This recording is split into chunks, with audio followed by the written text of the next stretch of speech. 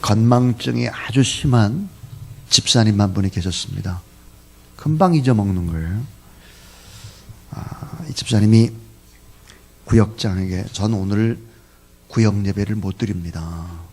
집안에 일이 있어요. 그러자 구역장이 그렇게 물어본 거예요. 아니 집안에 무슨 일이냐. 그랬더니 이때 이 집사님이 큰아버님 회갑잔치에 가야 합니다. 이렇게 말을 해야 되는데 회갑이라는 단어를 잊어먹은 거예요. 그래서 분명히 갑으로 끝났는데 이게 무슨 말이었더라 기억이 안 나요. 그러다가 다시 구역장이 묻는 거예요. 왜 올 수 없는 거예요? 가정에 무슨 일이 있는데 이렇게 대답을 했다고 합니다. 저희 큰아버지 육갑잔치에 가야 되기 때문에 구역 예배 못 드립니다. 그래서 나중에 회갑잔치에 참여했는데 조카가 와가지고 그러는 거예요. 특별 서비스를 한다고 물었어요. 어떤 아이스크림을 드시고 싶으세요? 그런데 이 아이스크림 또 생각이 안 나요. 설레임이라는 아이스크림 먹고 싶은데 이름이 또 생각이 안 나요. 그래서 한참 있다 이렇게 말했어요. 망설임 먹고 싶다고. 그 후에 집으로 돌아오는데 은행에 이제 들렸어요. 통장을 재발급 받으려고 하는데 은행은 앞에 서니까 재발급이라는 말이 전혀 생각이 안 나는 거예요. 할 수 없이 통장 재개발하러 왔다고. 은행원이 깔깔깔 웃으면서 통장을 만들어줬어요. 근데 기다리는 도중에 옆에 봤더니 임산부가 이렇게 앉아있는 거예요. 배가 이렇게 뚱뚱해. 산 딸이 언제예요? 그렇게 말을 해야 되잖아요. 생각이 안 나요. 그래서 이렇게 말했다고 그래요. 세대 만기일이 언제예요? 여러분 이렇게 기억력이 없는 깜빡깜빡 잊어먹는 그런 분들이 있을 수 있죠. 근데 정말 잊어서는 안 되는 것이 있습니다. 정말 잊어서는 안 되는 것. 꼭 기억해야 될 진리. 그것은 무엇일까 하는 거예요. 요한복음 4장 23절에 보니까 아버지께 참되게 예배하는 자들은 영과 진리로 예배할 때가 오나니 곧 이때라. 따라하세요. 아버지께서는 이렇게 예배하는 자들을 찾으시느니라. 하나님 앞에 신령과 진정으로 예배 드리는 자를 하나님이 간절히 찾고 또 찾고 찾는다 하는 거예요.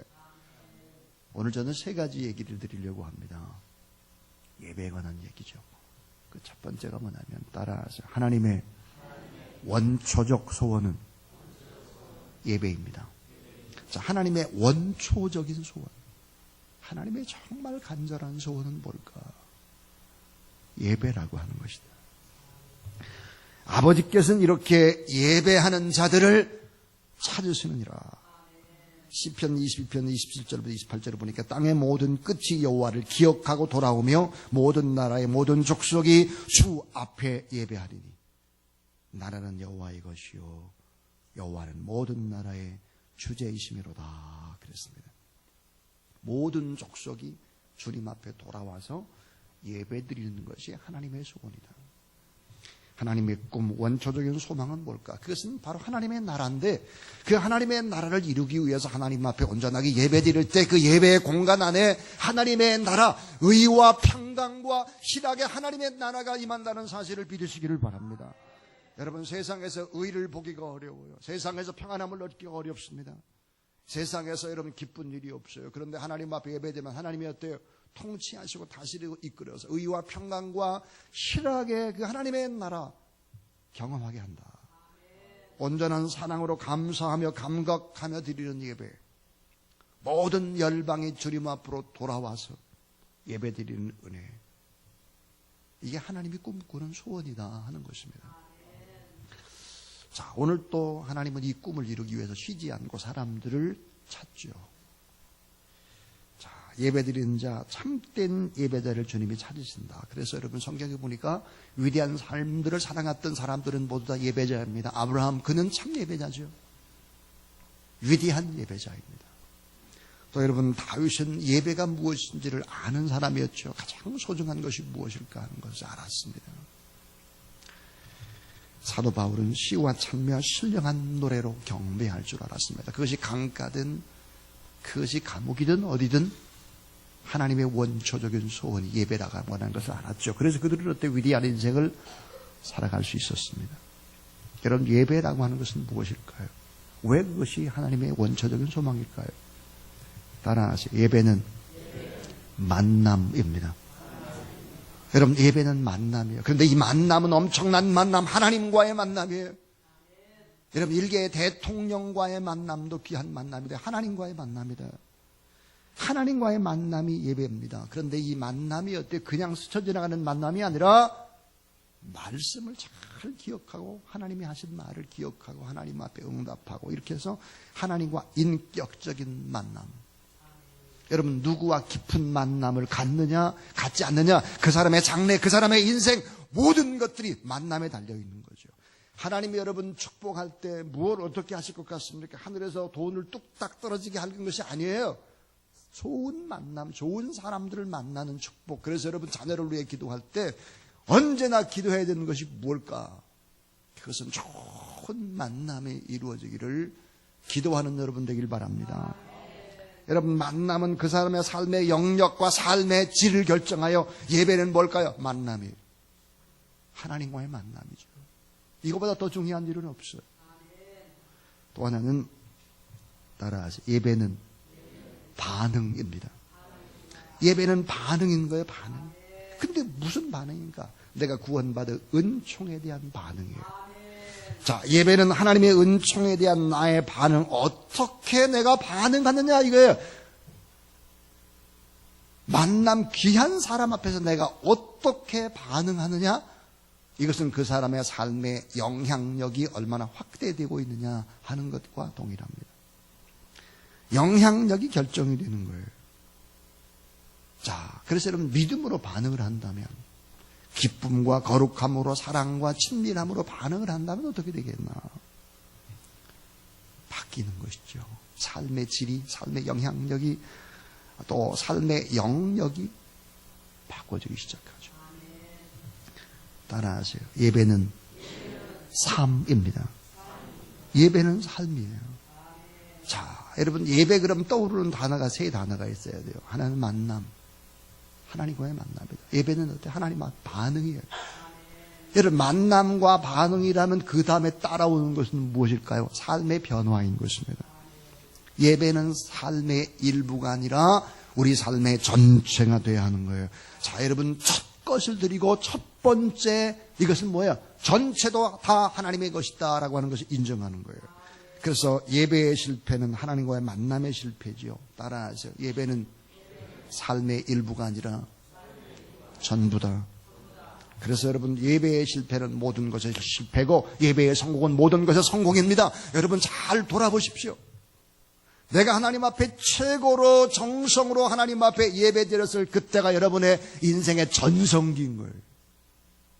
근데 예배 생활이 제대로 드려지지 않고 하나님 앞에 온전하지 않으면 어때요? 자녀가 속을 썩히거나 사업이 잘 되지 않거나 건강이 나빠지거나 무슨 하나님이 돌출적인 프로그램을 작용할 수밖에 없어요. 따라서 예배는 신앙의 본질이요, 핵심입니다. 왜 그럴까요? 하나님의 원초적인 소원이 바로 예배이기 때문에 그렇다. 자, 여러분, 그러므로 온전하게 예배 드리려고 할 때 악한 사탄의 세력들이 공격을 하는 거예요. 예배의 회복을 방해하는 거죠. 하나님과의 만남을 차단시키는 것이죠. 하나님 앞에 온전한 반응을 하지 못하도록 막는 거예요. 자, 예배의 삶, 이 삶은 어때요? 치열한 영적인 전쟁인 거죠. 그래서 여러분, 어젯밤에 우리 목회자들이 9시 반에 모였어요. 9시에 모이려고 하는데 너무 늦어서 안 되겠다고 한 30분 뒤로 하자. 그래서 9시 반에 모였죠. 그리고 기도를 한 것입니다. 영적인 치열한 전투기 때문에 오늘 밤에도 또 모여서 기도를 하죠. 잠자리도 참 불편해요. 딱딱한 목양실 바닥에 자대니까 어깨가 얼마나 아픈지. 근데 그렇게 할 수밖에 없는 이유가 뭐냐면, 예배는 원초적인 하나님의 소원이고 예배를 방해하는 세력들이 너무 많기 때문이죠. 자, 두 번째예요. 따라하세요. 예배는 삶의 축복을 가져옵니다. 너무 중요한 얘기. 오늘 이 얘기하려고 그래요. 예배는 내 삶의 축복을 가져오는 것이다 하는 거예요. 따라서 예배를 잘 드리면 복을 받습니다. 이건 사실이에요. 예배를 하나님 앞에 잘 드리면 정말 복을 받거든요. 자, 이 말은 성경적인 정확한 말이고 이 말은 빈말이 결코 아닙니다. 왜냐하면 삶의 자리에서 축복을 누리는 사람들의 공통점은 무엇일까? 그것은 하나님 앞에 예배를 최고 최선으로 하는 사람이 하나님 앞에 복을 받는 사람이에요. 상황이 어려워도 예배를 드립니다. 여건과 환경이 변해도 예배를 드리는 게 삶의 우선순위의 초점을 예배에 두는 거예요. 자, 여러분, 예배는 삶의 축복을 가져다 주는 거죠, 이게. 자, 일본의 어느 마을에 한 기독교인이 1000그루 이상의 사과나무를 심어놓고 그리고 과수원을 재배하고 있었습니다. 열매가 맺을 무렵 이상한 벌레떼들이 생기기 시작을 한 거예요. 약을 치고 잡아도 이 벌레는 줄어들질 않습니다. 그래서 이 일본 이 기독교인이, 여러분 원래 일본 사람들은 예수 그리스도를 믿는 사람의 수는 적지만 한 번 믿으면 참 올곧은 것 같아요. 이분이 하나님 앞에 처리하면서 예배를 드려야 되겠다 이렇게 마음을 먹었습니다. 가족들도 다 모여서 벌레가 없어지도록 해달라고 하나님 앞에 간절히 기도를 했죠. 그런데 어느 날 새벽 수천 마리 수만 마리의 이상한 새떼들이 몰려오더니 한 나무에 다 새들이 붙기 시작을 하더니 벌레를 전부 다 잡아먹은 거예요. 나무들이 깨끗해진 것입니다. 사랑하는 여러분, 하나님 앞에 드리는 예배, 온전한 예배 때문에 벌레도 다 사라지게 된다는 사실을 믿으시기 바랍니다. 벌레만 사라지겠습니까? 풍성한 바로 사과, 풍성한 수확을 얻게 된 것이죠. 예배는 뭘까요?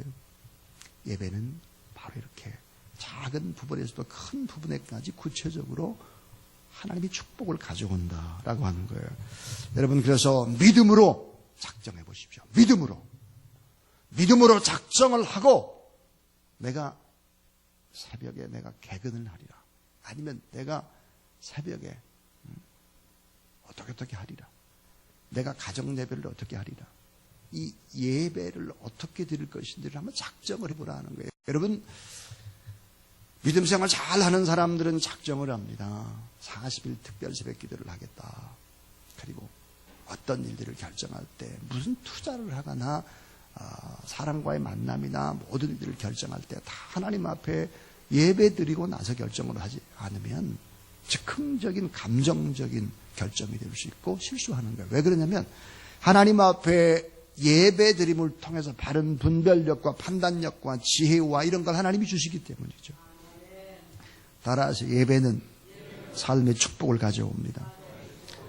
자, 여러분, 성경에 보니까 예배가 삶의 축복을 가져오는 원리, 창세기 2장에 보면 하나님이 엿새 동안 창조 사역을 끝내시고 7째 날에 안식을 하셨다, 그렇게 기록을 합니다. 자, 이 일을 다 하신 후에 쉬신 거예요. 안식하신 거예요. 그러나 자세히 성경을 보게 되면 사람을 창조한 날이 6째 날입니다. 근데 7째 날 쉬셨거든요.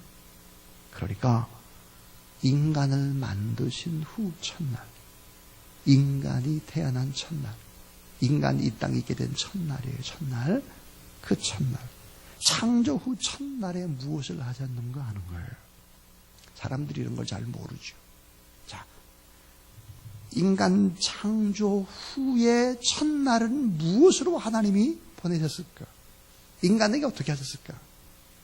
자, 안식을 하셨다 그랬고, 하나님 앞에 예배를, 사람으로부터 그 예배를 받으셨다 그랬어요.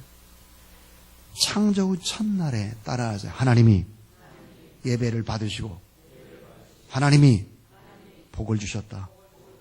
그리고 이 날은 꼭 지키도록 했다 이 말이에요. 다시 말하면 하나님 앞에 예배드리고 하나님 앞에 복을 받지 않으면 출발해서는 안 되는 거예요. 참된 쉼과 참된 예배와 참된 축복은 같은 세트예요. 한 길로 가는 것입니다. 여러분, 이 진리를 모르면 사람이 창조 후에 첫날 하나님 앞에 예배드리고 하나님 앞에 복을 받고 하나님 앞에 쉼을 얻고 그리고 일터로 나가고, 이게 하나님 앞에 진리예요. 이같이 첫날을 잘 보내야 생명력을 회복하고 안정감을 찾고 세상의 축복의 통로로 승리하는 삶의 순환을 하나님이 계획하셨다 하는 거예요. 여러분, 세상의 달력은 월요일이 한 주의 시작입니다. 그러나 그리스도인의 달력은 첫 시작이 주일이죠. 하나님 앞에 예배드리고 말씀을 받고 하나님께 주시는 영적인 축복과 바른 분별력과 판단력과 지혜와 능력과 명철함으로 시작할 때 하나님이 복을 주신다는 사실을 믿으시기 바랍니다. 이틀 전이에요. 이틀 전에 하나님 앞에 기도하는데 어떤 분이 저에게, 목사님, 저 상호 좀 이름을 좀 줘주세요. 근데 몇 주 전에 제가 하나를 지었는데, 그분의 가정을 위해 기도하는데 보니까 하나님이 그런 말씀을 주세요, 저에게. 자, 들어와도 복을 받고 나와도 복을 받고, 나와도 복을 받고 들어가도 복을 받고. 그래서 나와도 들어가도 나들 복이라고 해야 되겠구나. 그래서 나들 복 식품 이런 것도 참 괜찮겠구나, 그런 생각이 들었어요. 어떤 가정을 위해서 기도할 때, 어떤 기업 누구를 위해 기도할 때 하나님이 그런 말씀들을, 깨달음을 주시죠. 하나님 참 좋은 분이세요. 예배드리고 기도하는 자에게 하나님 틀림없이 복을 주신다, 이런 확신을 가지고 하나님 앞에 예배드리는 여러분 되길 바랍니다. 자, 마지막 세 번째입니다. 지금까지 두 가지 얘기했어요. 하나님의 원초적인 소원은 예배다. 예배는 삶의 축복을 가져온다 그랬습니다. 이것만 가져오는 게 아니에요. 축복만 가져오는 것이 아니고, 세 번째, 따라서 예배는 인격과 관계의 성숙을 가져옵니다. 예배는 여러분의 인격과 여러분의 사람의 관계와 이런 것들에 다 뭘 가져오느냐? 성숙을 가져온다. 예배는 만남과 반응과 삶의 바람직한 변화다. 그것은 성숙의 열매를 맺을 수밖에 없어요. 내가 내 스스로 인격이 바뀔 뿐만 아니라 나와 관계하는 사람들과도 더 아름다운 관계, 성숙한 변화가 일어난다. 여러분, 아담과 하와가 타락하기 이전에는 에덴 동산은 하나님과 자유로운 만남과 교제와 사귐의 반응이 있었어요. 그 삶 자체가 어때요? 예배였습니다. 그러나 귀한 만남은 죄로 인해 깨져버리죠. 깨져버린 만남, 원수점 되어버린 관계죠. 하나님은 사랑의 하나님이에요. 그래서 이 관계를 회복하기를 원하셨어요. 그래서 구약시대에는 동물의 희생을 드리는 제사를 통해서 만남의 채널을 열어줬습니다. 그것은 이건 하나의 인격적인 만남이라고보다 그냥 겨우겨우의 만남이에요. 자, 이 같은 구약의 제사는 제사장에 의해서 간접적으로 드려지는 예배였습니다. 인간의 속죄, 죄를 용서하는 속죄나 인간의 죄를 대신하는 대속, 그 죄값에 대한 원금을 청산하지 못하고 겨우겨우 이자 정도나 갚아가는 정도였다, 이 말이에요.